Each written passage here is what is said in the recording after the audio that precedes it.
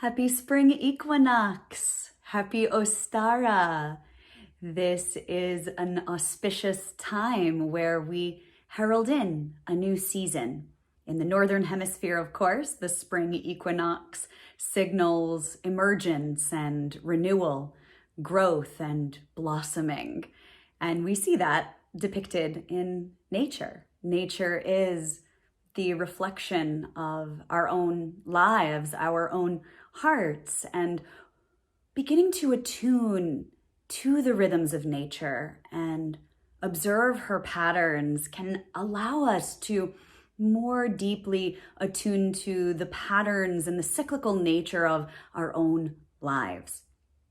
And because today on the equinox also signals balance, where we say it's the balance of light and dark, of daylight and nighttime, of yin energy and yang energy.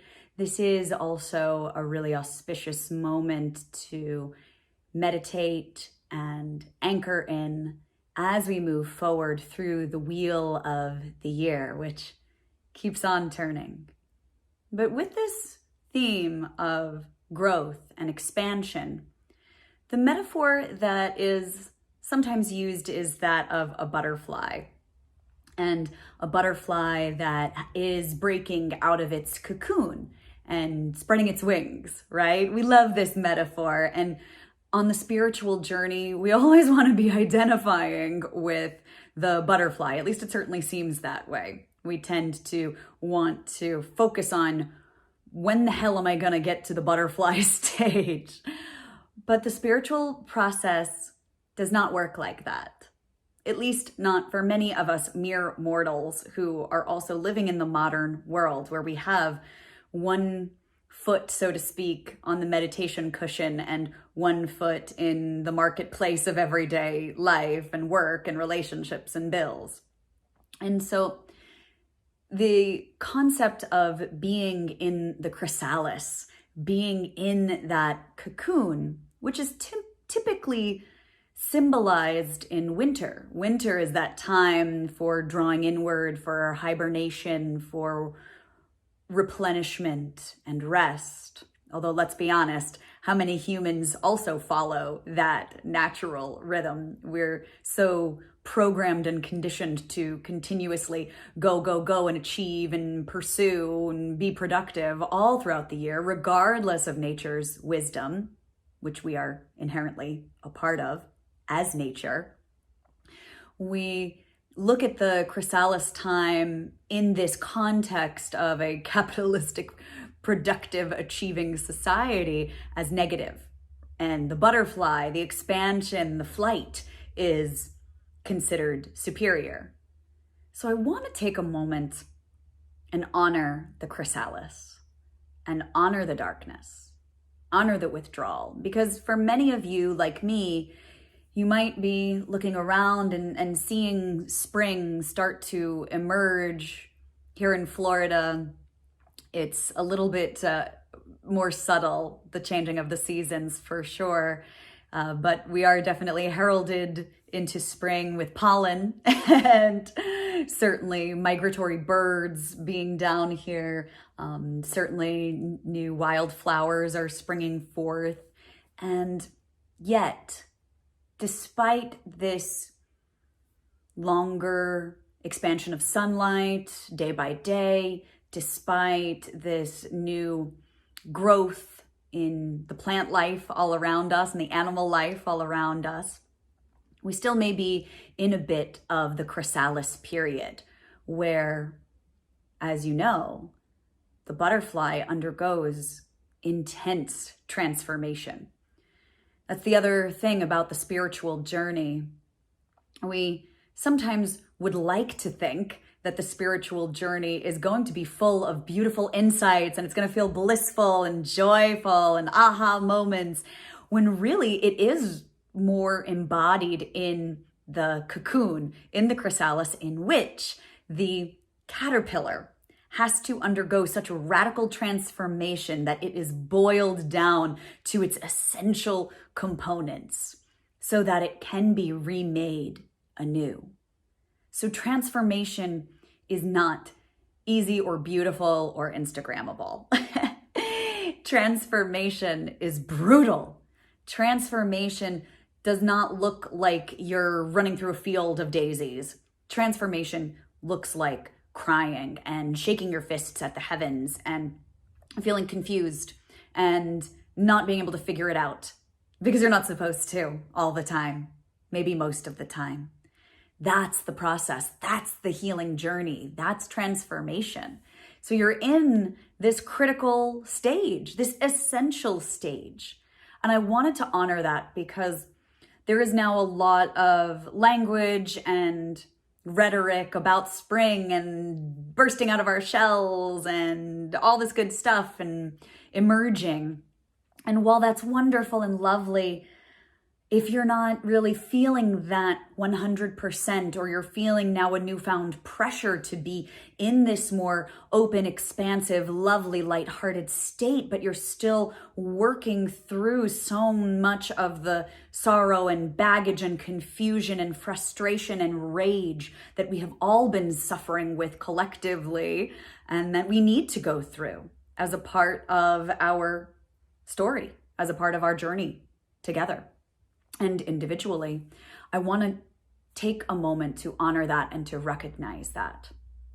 There's a wonderful book called Wintering by Catherine May. If you follow my Instagram, which you might, I've mentioned it before and quoted from the book. And she writes that a wintering is a period in life where we do withdraw inward, where time seems to slow down, where we are confronted with reality, however that might take shape, maybe as an illness, maybe as a tragedy, maybe as a relationship falling apart or an opportunity not going the way we'd planned, or the detours of life being what they are. We find ourselves suddenly in this winter period. And she points out that a winter can occur at any time of year. Maybe your winter is in the middle of summer. And so with spring, with this renewal, not to be all Debbie Downer, but I'm just so good at it, you know? I also want to honor the fact that the chrysalis is key, that all of it is key, and there is a place for it. And if you can hold space for it, you can hold space for yourself, for what you're going through, whatever that might be. And at the same time, as we walk through this boiling, messy goo of healing and processing and being a human, it's all the same, really. We find ourselves perhaps in this dualistic space where we are starting to emerge, where we are feeling maybe a little more vibrancy and vitality and optimism, and also punctuated by periods of wanting to withdraw back in and come back into the cocoon. And then we want to expand and emerge and share and connect, and then we need to come back in. So it's not either or. This growth, this springing forth isn't one and done. We're always in flux. And we like to simplify things for the sake of story, for the sake of our limited attention spans. But it doesn't work like that. It's not like, oh, I was in this chrysalis period and then I burst out of my cocoon and now I'm a butterfly and everything's great. It's always yes and.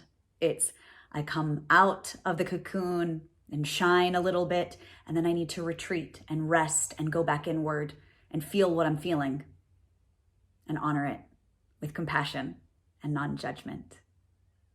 So with that, let's take some time to celebrate and to draw inward and to work with the energy of spring, to work with the energy and the wisdom of nature, the great teacher, our great mother. It's a beautiful day. It's a beautiful week to, of course, do spring cleaning, to air out the cobwebs, to open the windows, to sweep and clean the floors and get out behind the furniture and those stagnant spaces, which will reinvigorate the energy of your home.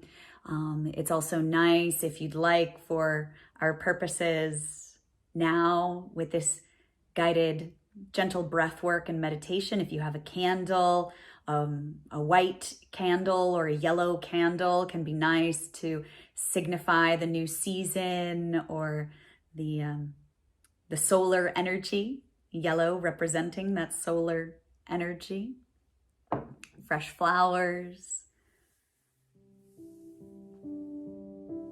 Let's get comfortable with a tall spine, and we'll begin with a few deep breaths, closing your eyes or relaxing your gaze.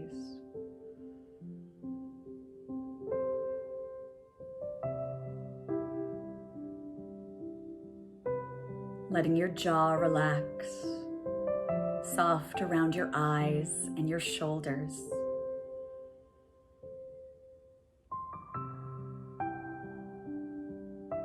As you inhale, feel the softness in your belly, letting the breath expand across your solar plexus, your heart.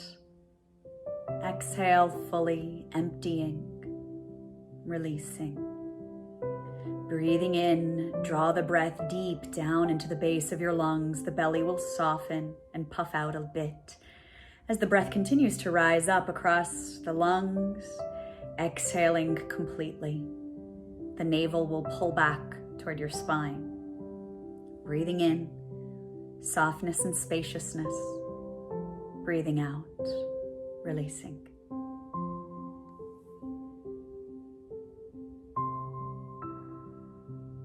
You might even imagine that expansion and contraction of the breath like airing out your interior landscape, just as you would open up the windows of a home and let the fresh breeze pour through. Let the breath cleanse and open you up. Inviting that fresh energy, that sense of renewal. We are always renewing. We can always begin again and again and again.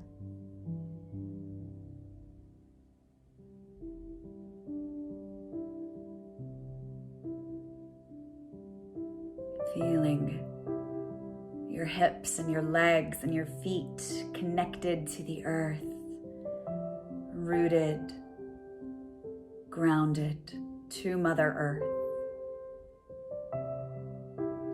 Could you sense that earth energy rising up to meet you? That supportive, nourishing energy.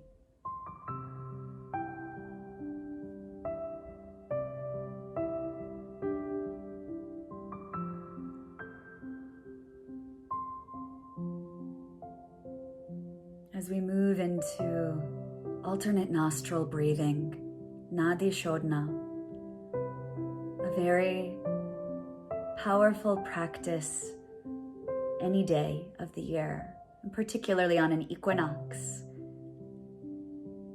to reflect back this concept of balance between light and dark, yin and yang, solar and lunar energies. The left nostril representing the lunar channel, the yin channel, the right nostril representing the solar channel, the yang channel, Ida and Pingala. Classically, this technique is practiced with the right hand, but you can certainly use the left if that's more appropriate for you today.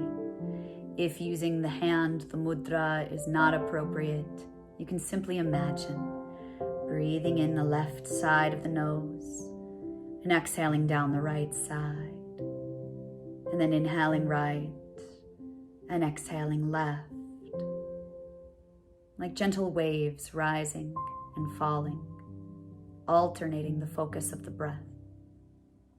If you're using the hand, you can tuck your peace fingers, index and mid fingertips into your palm, rotating your hand toward you. Your right thumb will lightly connect to your right nostril. And as you inhale, draw the breath in through the left nostril. Close off the nose at the top with the ring finger. Release your thumb and exhale down right side. Inhale, right side. Close off the nose at the top of your inhale. Release ring finger and little finger. Exhale down the left side. Gentle, complete breaths, no force. Inhale, left side. Closing off at the top, exhaling down the right side. Going at your own pace. Inhale, and then exhale to switch. Stay for the inhale like a wave. Exhale, gently and with control. Inhale. And let it go gently, continuing.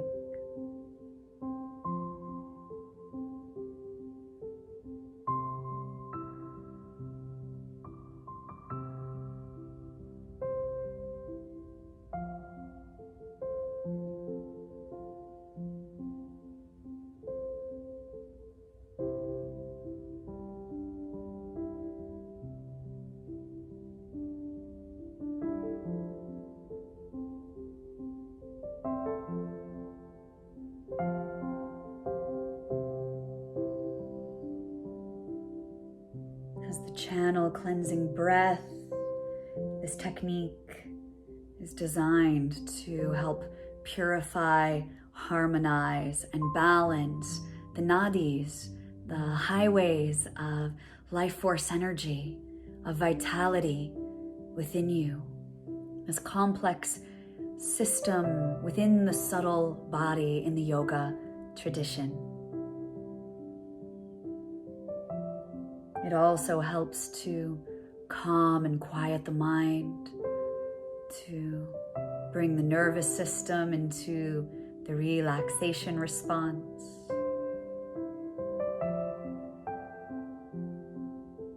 To get more grounded in the center of your being.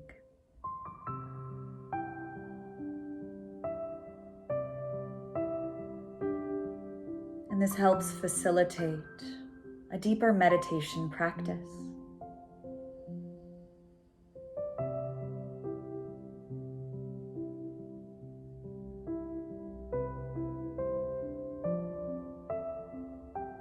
As you inhale up one side, you might imagine the breath rising up to the third eye point, the center of the brow, center of the mind, center of intuition. Exhaling down, slowly cleansing out any stagnant energy, any emotional debris.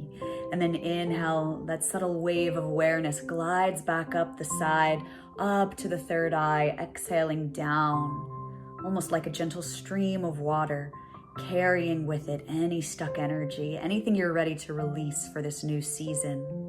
Breathing in, cleansing and clearing up to the third eye point, exhaling down the other side, letting go. Let's get one more round. The next time you exhale down the left side, or you can release your hand, keeping your eyes closed or your gaze soft. Drop your awareness into your heart and simply notice. Notice the afterglow of this technique. No need to analyze or judge. Just feel, just breathe, just be.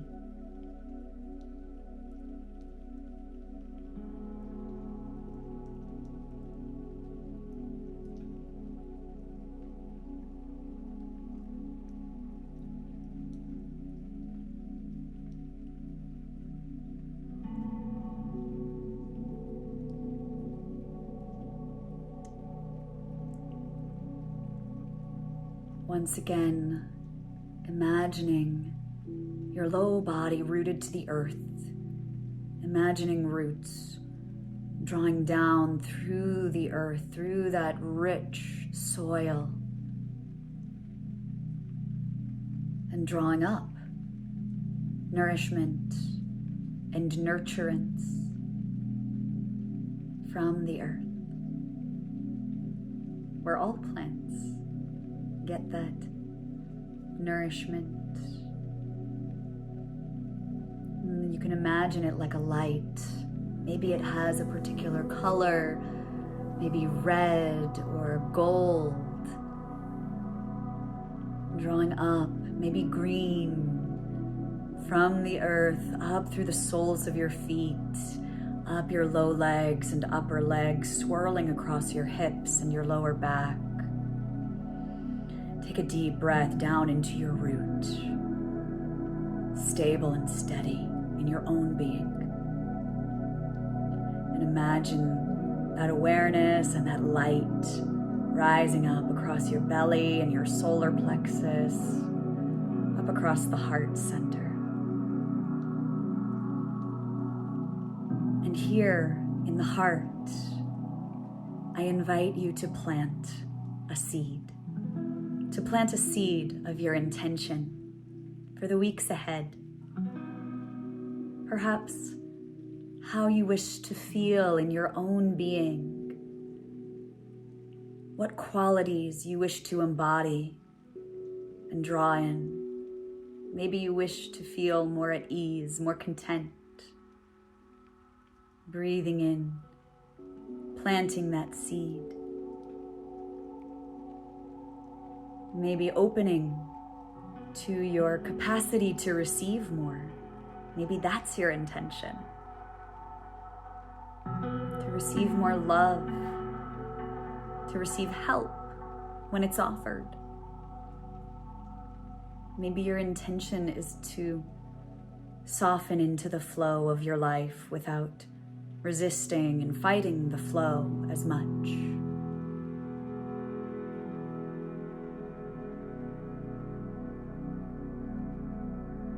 Maybe your intention emerges not so much in words and language, but as a feeling or as an image.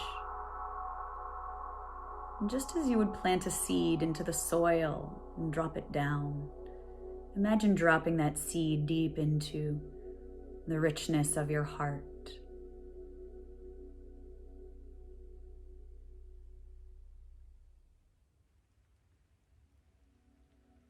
And imagine covering that seed in gratitude, in appreciation.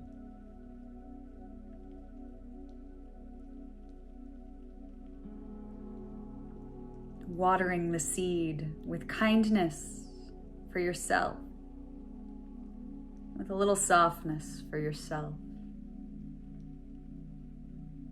That's how it works. The water softens the husk of the seed so that the wisdom embedded, encoded within it can draw forth, and the seedling can push up through the dirt toward the light.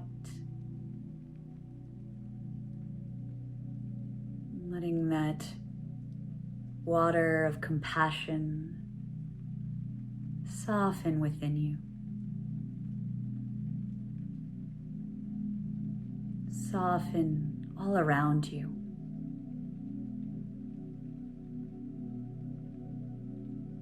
Softening down, supported by the earth. Soft in the rhythm of your breath. And you might place one hand over your heart center and the other either right on top or at your low belly. Breathe into your intention for spring. And as you exhale, let it go. Let's breathe in deeply through the nose and exhale with a big cleansing sigh. You can relax your arms down by your sides. Feel free to open your eyes. Maybe roll your shoulders around a little bit. A little stretch, a little awakening. Head and neck can rotate. Thank you for joining me for this spring equinox meditation. Happy spring, happy Ostara. May your heart feel at peace. May your mind be at peace. And may your day be filled with peace. I'm so grateful to you for watching. Namaste. Thanks to the patrons who support this channel, who support all of this content, from yoga philosophy to meditation to breathing techniques and a whole lot more. If you'd like to learn more about becoming a patron and get exclusive content, special workshops that I don't offer to the public or that are paid workshops that patrons get for free, then you can find all that info on my Patreon page. The link is down below in the description. And if you would like to connect to your creative energy a little bit more, I do have an upcoming writing course called The 7 Writing Secrets. It's available now. It's totally free. It's for anyone who wants to share their story, who's been feeling compelled to write and share more online, whether through a blog, or maybe you want to write a book or build an email list and spread your message and really share what you love and maybe do what you love for a living. Then this workshop is designed for you. And it will be free and available for the next couple of weeks until early April. So it's a great time to capitalize on all this creative energy with spring and the new season. Please check it out. The link to get access to that free workshop, The 7 Writing Secrets, is also down below in the description. Thanks for watching.